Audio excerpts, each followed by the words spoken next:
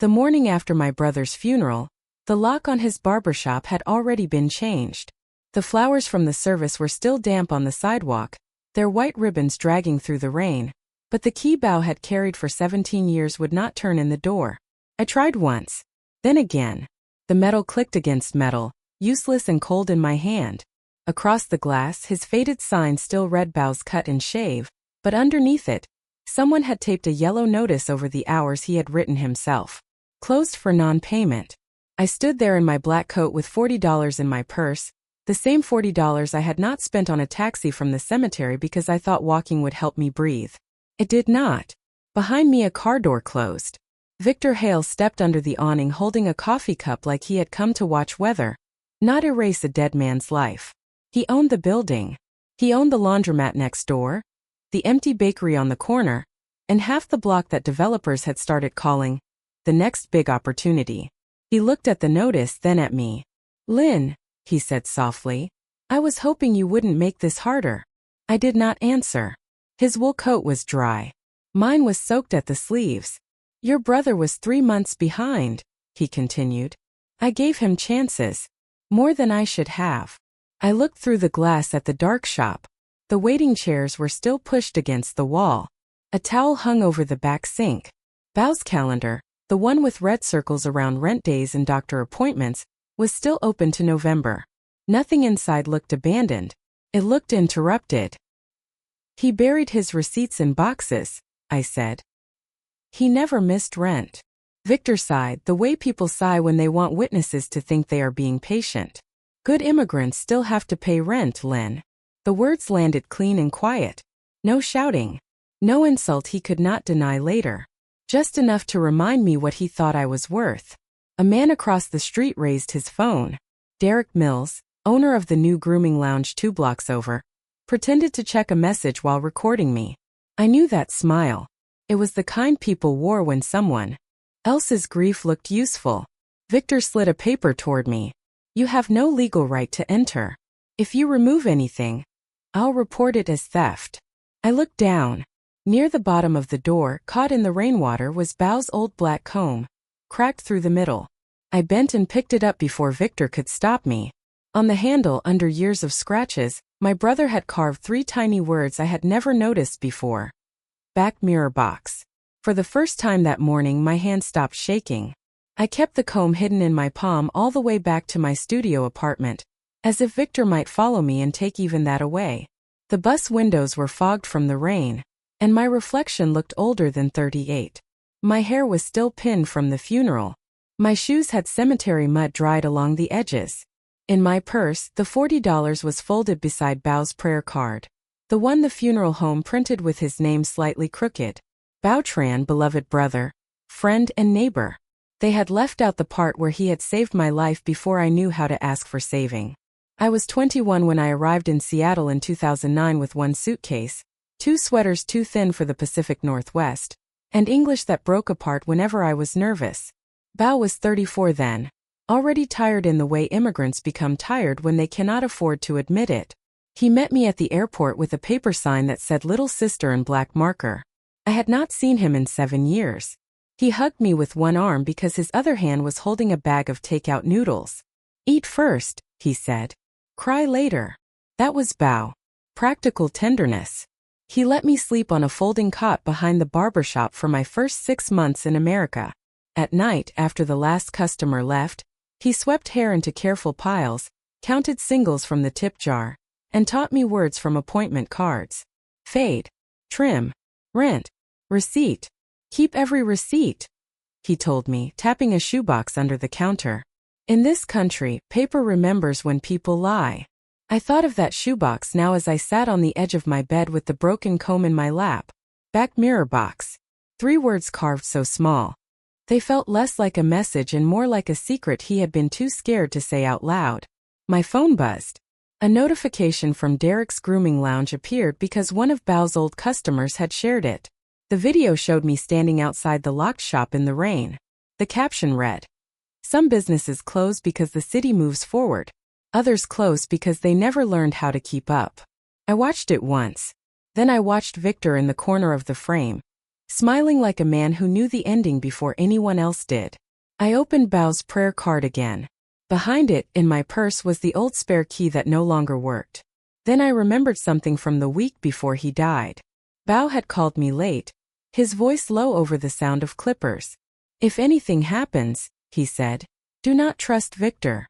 At the time I thought he was tired. Now I understood. He had been warning me. By morning, Derek's video had more views than Bao's shop had ever had customers in a month. I watched it from the back booth of a diner near Rainier Avenue, where the coffee tasted burned and the waitress kept refilling my cup without asking. The screen showed me exactly as he wanted people to see me. Small, wet, confused, standing outside a locked door like someone who had arrived too late to matter. Thank you. The comments were worse because they sounded casual. "Old shops Don't worry die. about the rain. That block needs something better. If he could not pay rent, that is business." No one wrote Bao's name. They wrote the place, the old shop, that immigrant barber. I closed the phone and pressed my thumb against the broken comb until the cracked teeth marked my skin. Bao had cut hair for men who paid him with quarters, for mothers who brought their sons before job interviews, for students who needed to look clean for immigration appointments. He had stayed open late when the buses ran slow. He had taken less money when someone was short. Now one video had buried him a second time, and this time people were helping with shovels made of words. I walked to the credit union where Bao kept his business account. The lobby smelled like wet coats and printer ink. A young teller looked at my identification, the death certificate, and Bao's account number written in my careful handwriting. Her smile faded into something trained and polite. "I am sorry, Miss Tran, but I cannot release full account details unless you are listed as an authorized party." I nodded because I had expected that. "Can you tell me if there were rent payments?" She hesitated. Her eyes moved to the manager's office, then back to the screen. "I cannot discuss specifics." Her fingers stopped on the keyboard. "But there are several large withdrawals marked as advance rent." Advance rent. The words opened a quiet door inside my chest. "How recent?" I asked. She swallowed. "You need an attorney or a state representative." Then she printed a general account summary and slid it toward me with one sentence circled in blue ink. "Cashier's check issued to V. Hale Properties." Outside, the rain had slowed to a mist. I stood under the credit union awning and looked at that line until the numbers blurred. Bao had not been 3 months behind. Bao had paid ahead. My phone buzzed from an unknown number. The message was short. "Your brother paid that rent. Look behind what he looked at every day." I read it twice. Then I looked toward the dark barbershop down the street, toward the mirrors inside that had watched Bao work for 17 years. The text message gave me the courage to do one small thing before fear talked me out of it. I took the $40 from my purse and laid the bills on my kitchen table beside Bao's cracked comb, the credit union summary, and the spare key that no longer opened anything. For $10 bills. That was all the cash I had until my next housekeeping shift paid on Friday. I could have bought groceries. I could have paid part of my phone bill. Instead, I walked to the discount store 3 blocks from my apartment and bought a pack of white towels, a bottle of glass cleaner, a roll of tape, and one warm sandwich from the deli counter, because Bao used to say bad decisions always sounded smarter on an empty stomach. The cashier asked if I wanted a bag. I said no. I carried everything against my chest through the mist like it was inventory for a real business. Then I went to find Mr. Han. His locksmith shop sat between a tax office and a small Korean bakery, with brass keys hanging in the window like tiny warning bells. He had been one of Bao's regulars for 12 years. When his wife was sick, Bao cut his hair every other Sunday and refused payment. Mr. Han looked older than I remembered, but when I placed Bao's comb on his counter, he did not ask for proof of grief. He only took off his glasses. "Victor changed the front lock," I said. "I know." His voice was flat. "He called me first." I refused. I showed him the death certificate, the old spare key, and the line from the credit union summary. He read it slowly. Then he reached under the counter for a ring of tools. "Back door?" he asked. "There is an alley." He closed his shop for lunch and walked with me. At the barbershop, the front window still carried Victor's yellow notice, but the alley door behind the trash bins had the same old lock Bao used for deliveries. Mr. Han worked in silence. 1 turn. 2. The door opened with a tired wooden sigh. Inside, the shop smelled like dust, old shampoo, and my brother's winter jacket. I turned on the lights. One bulb flickered. One stayed dark. I set the towels on the counter, cleaned the front mirror, and taped a handwritten sign to the glass. Open Saturday. Pay what you can. As I wiped the back mirror, my cloth caught on a tiny black mark near the frame. Not dirt. Ink. 3 letters written by Bao's hand. L.T.B. Saturday came with low clouds and the kind of cold that made people keep their hands inside their sleeves. I arrived before sunrise because I did not want the first customer to see me wondering whether anyone would come. The shop looked almost clean if I stood in the right place. The towels were folded. The mirrors were clear. The yellow notice was still on the front window, but my paper sign covered half of it. Open Saturday. Pay what you can. I made coffee in Bao's old machine even though I had never liked the taste. He used to say coffee was not for pleasure in a small business. It was for staying upright. At 9 o'clock no one came. At 9:30 the street was still empty except for buses hissing at the corner. I told myself I had done enough. I had opened the door. That alone had taken everything I had. Then the bell above the entrance gave one weak ring. Carlos Alvarez stepped in wearing a rain jacket and a delivery bag across his shoulder. Bao had cut his hair every month for years. Carlos looked at the mirrors, then at me, and removed his cap. Your brother let me owe him $27 last winter, he said. He placed crumpled bills on the counter. I came to pay him back. My throat tightened, but I only nodded. Before I could speak, Mina Santos came in carrying a plastic container of chicken soup from the Filipino restaurant down the block. He never charged my nephew before job interviews, she said. Today you eat.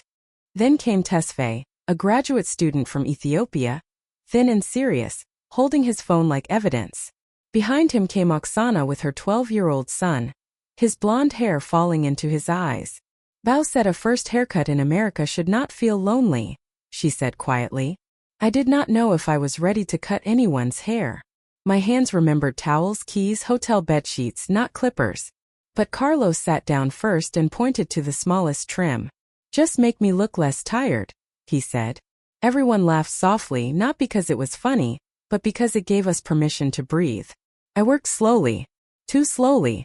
Bao's old clippers hummed in my hand like a nervous animal. When I finished, Carlos looked in the mirror and smiled just enough. He taught you more than you think. By noon there were 5 people waiting. No one had much money, but everyone brought something. Cash. Food. A story. A photograph. Then Tesfaye showed me a video from 2 years earlier. The day Bao cut his father's hair before his citizenship ceremony. In the reflection behind Bao, Victor Hale stood near the back counter, taking a thick white envelope from my brother's hand. By late afternoon, the shop was full enough to feel alive and quiet enough to hear danger before it entered. The bell above the door rang once, sharp and clean. Victor Hale stepped inside with a man in a gray suit carrying a leather folder. Derek followed them wearing a black coat and the careful smile of someone who had already written the story in his head. The room changed. Carlos stopped drinking his coffee. Mina lowered the soup container lid. Tesfaye slipped his phone into his hand but did not raise it. Victor looked around at the folded towels, the customers, the open register, and my handwritten sign. His mouth tightened for half a second before the polite mask returned. Lynn, he said, this is not wise. The man beside him opened the leather folder. Miss Tran, you are occupying this property without authorization. V. Hale Properties is prepared to begin formal removal proceedings if you do not vacate within 48 hours. He placed a paper on the counter where Bao used to keep peppermints for children. I'd find it. I read the first line. I promise I won't Notice let you to down. cease unauthorized commercial activity. We're getting justice. My name looked strange inside their words, like they had dressed it in someone else's crime. My brother paid rent, I said. Victor gave a small, disappointed smile. Your brother told many people many things. Derek looked at the waiting chairs and shook his head softly. I am willing to take some of this old equipment off your hands before it becomes a legal mess, he said. Cash today. No questions. I looked at him then. Not at his haircut, not at his expensive boots, not at the phone half hidden in his palm. I looked at the reflection behind him, the back mirror. The same mirror from Tesfaye's video. The same mirror Bao had faced every day. Oops. The letters near the frame pulled at my thoughts. Look behind what he looked at every day. I did not answer Derek. I folded the notice once and placed it beside Carlos's $27. Victor leaned closer. Do not confuse sympathy with ownership, Lynn. People came today because they feel sorry for you. By Monday they will move on. No one spoke. That silence hurt more than if they had defended me. Not because they were afraid for themselves, but because Victor had money, paper, and a suit, and all I had was a room full of people who had already spent too many years being careful. When they left, the shop felt smaller. I locked the front door, turned off the open sign, and stayed. Alone after dark. I replayed Tesfaye's video until the battery on my phone turned red. Bao stood in front of the back mirror. Victor took the envelope. Bao glanced once at the frame, exactly where the ink mark was. I found a screwdriver in the bottom drawer. The first screw came out easily. The second stuck. The third fell into the sink. When the mirror finally shifted forward, dust poured down like gray snow. Behind it was a narrow wooden box taped to the wall. My name was written across the lid in Bao's handwriting. The wooden box was lighter than I expected, and that made me afraid of it. Heavy things felt useful. Light things could disappoint you. I set it on the counter beneath the one working bulb and peeled away the old tape with my fingernail. Bao had written my name in black marker, careful and square. The way he wrote appointment cards when he did not want customers to misunderstand him. Inside was a stack of papers wrapped in a plastic grocery bag, a small silver flash drive, and an envelope with my name on it. I touched the envelope last. First, I unfolded the papers. Lease agreement. Renewal option. Payment addendum. Cashier check receipt. V. Hale Properties. 18 months advance rent. My eyes moved from line to line, slow at first, then faster, until the room seemed to tilt without moving. Bao had not fallen behind. Bao had paid ahead. Not 1 month. Not 3. 18. The next page was an email from Victor. Payment received. Renewal terms confirmed. Thank you, Bao. I read that sentence 3 times because it sounded too clean for the dirty thing it proved. My hand stayed steady until I picked up the flash drive. A strip of tape across it said, "For Lynn, only if they lock me out." I found Bao's old laptop under the front desk, the one with a cracked corner and a missing letter on the keyboard. It took 5 minutes to start. It made a tired humming sound, like the clippers did before they warmed up. The flash drive opened to 3 folders. Rent. Victor. Transfer. In the Victor folder, there was an audio file dated 2 weeks before Bao died. I pressed play. Bao's voice filled the empty shop, low and calm. I paid you because you said the renewal would be safe. Then Victor's voice answered, smooth and annoyed. The block is changing, Bao. The developer wants clean delivery. You and I both know your little shop does not fit the future. Bao said. My lease says I stay. Victor laughed once. Paper protects people who can afford lawyers. I stopped the recording there. The silence afterward felt larger than the room. In the transfer folder, I found the final document. Bao had signed the business over to me 3 days before he died. I was not trespassing. I was not begging for my brother's memory. I was the legal owner of Bao's Cut and Shave. Only then did I open the envelope. His letter was short. Little sister, if you are reading this, I failed to tell you in time. Do not make this shop mine. Make it yours. I sat on the floor until sunrise with the paper spread around me like a map back to myself. At 7:15 I photographed every page, copied the audio file, and sent everything to the community attorney Mina had given me. Then I texted Victor one sentence. Tomorrow morning. My shop. Bring Derek. Victor arrived at 9 in the morning with Derek beside him in confidence, walking half a step ahead of both of them. The rain had stopped, but the street still shone like black glass. I had opened the blinds. I had swept the floor. I had placed Bao's cracked comb, the $40, and the stack of papers on the front counter where every customer used to pay. Carlo stood near the coffee machine. Mina sat by the window with her hands folded over her purse. Tesfaye leaned against the wall, his phone face down but ready. Beside me stood Elaine Porter, the community attorney Mina had called before sunrise. She was small, silver-haired, and carried no briefcase, only a yellow legal pad and a calm expression that made Victor look at her twice. Derek saw the people first. Then he saw the papers. His smile thinned. I thought this was a private meeting, Victor said. So did my brother, I answered. The room went quiet. Elaine introduced herself and asked Victor whether he wished to repeat his claim that Bao owed 3 months of rent. Victor adjusted his cuffs. My records speak for themselves. Good, Elaine said. So do ours. I placed the lease agreement on the counter, then the renewal addendum, then the cashier check receipt, then the printed email with Victor's name at the bottom. Payment received. Renewal terms confirmed. Thank you, Bao. Victor's face did not change at first. That was the most frightening part. A man like him did not panic when he was caught. He calculated how much the truth would cost. Derek looked at the door. Tesfaye picked up his phone. You may want to stay, Elaine said to Derek. Your public video made several claims about this business that appear to be false. Derek laughed once, but it sounded dry. I shared what I was told. I plugged Bao's flash drive into the old laptop. The speakers crackled. Then Bao's voice filled the shop. I paid you because you said the renewal would be safe. Victor's recorded voice followed. The block is changing, Bao. The developer wants clean delivery. You and I both know your little shop does not fit the future. No one moved. Outside, a bus sighed at the curb and pulled away. Victor stared at the laptop as if silence could erase sound. Elaine wrote one sentence on her pad. Miss Tran is the legal owner of this business, she said. Any further attempt to remove her without proper process will be answered formally. I slid the $40 across the counter toward Victor. You said this would not reopen a dead man's shop.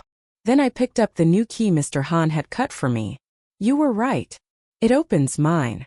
Derek stepped back first. Victor followed slower, leaving his yellow notice on the floor where it had fallen. I did not pick it up.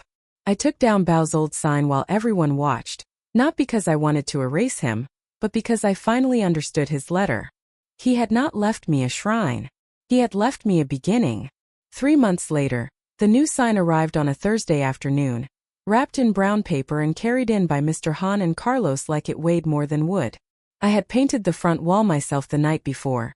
One slow coat of cream over years of scratches, tape marks, and the shadow left behind by Bao's old sign. I thought I would cry when we took the paper off. I did not. The letters were simple and black. $40 Barbershop. Underneath in smaller words, formerly Bao's Cut and Shave. Mina stood by the window with soup in her hands. Tesfaye recorded quietly, not for the internet this time but for me.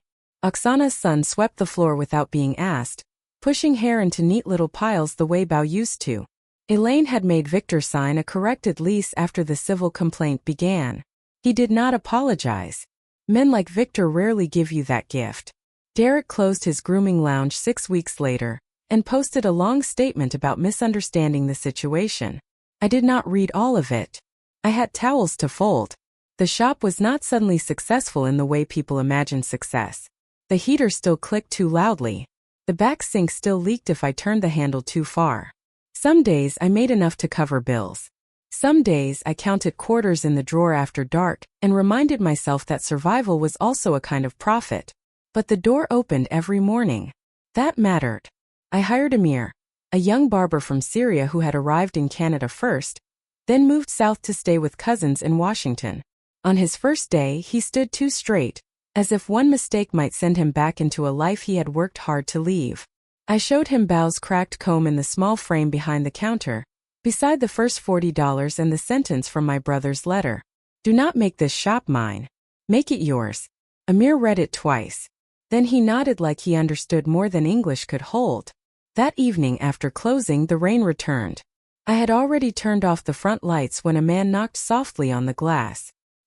He was about my age, with a wet jacket, tired eyes, and a folded bus transfer in his hand.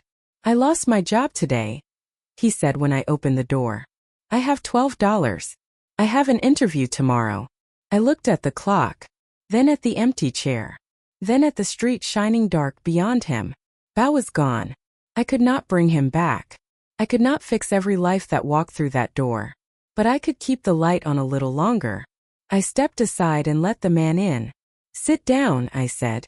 Pay what you can today. Come back when life is kinder.